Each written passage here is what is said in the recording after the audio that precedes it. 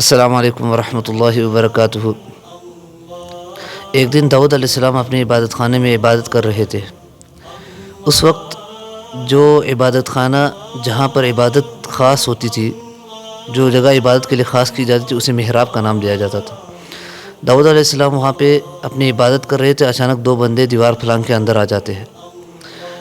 داؤد علیہ السلام ان سے پوچھتے ہیں، تھوڑے سے خوفزدہ ہوتے ہیں پہلے، تو انہوں نے کہا کہ ڈرنے کی کوئی بات نہیں، ہم کچھ فیصلہ آپ کے پاس لے کر آئے ہیں۔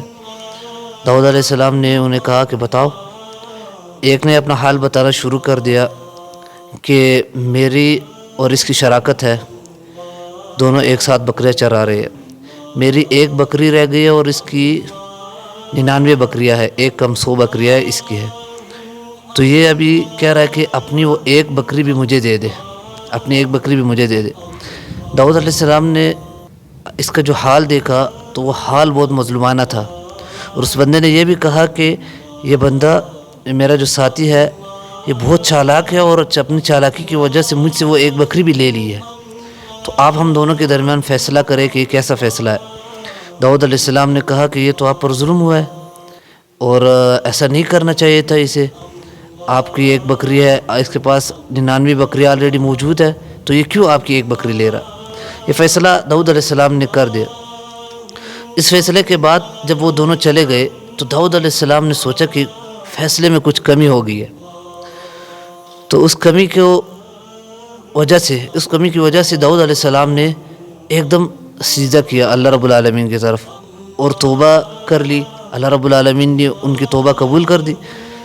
تو اس فیصلے سے ہمیں اور اس واقعے سے ہمیں یہ سبق ملتا ہے کہ کبھی بھی ایک جانب کی بات کو نہیں سننا چاہیے۔ جب بھی معاشرے میں سب بگاڑ اسی وجہ سے آتے ہیں کہ ہم ایک جانب کی بات سنتے ہیں۔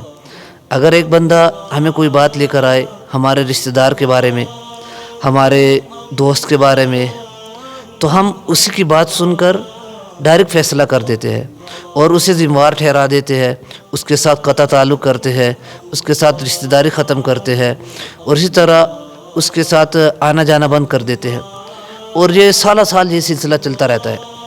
اب ہمیں چاہیے کہ دونوں جانب کی بات سننی چاہیے، دونوں جانبین کی۔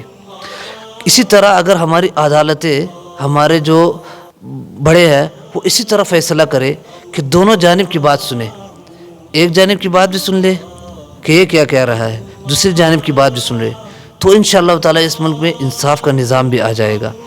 تو آج کل معاشرے میں یہ جو گھر تباہ ہو رہے ہیں، میاں بیوی میں جھگڑا کس لیے آ رہا ہے، اس کی مین وجہ یہی ہے کہ اس نے اپنی ماں کی بات سنی ہے اور بیوی کی بات نہیں سنی، یا بیوی کی بات سنی ہے اپنی ماں کی بات نہیں سنی، یا اس کی ساس کی بات سنی ہے تو بہو کی بات نہیں سنی، تو اس وجہ سے یہ سارے جھگڑے معاشرے میں آ رہے ہیں، یہ گھر بھی اسی طرح بگڑ رہے ہیں۔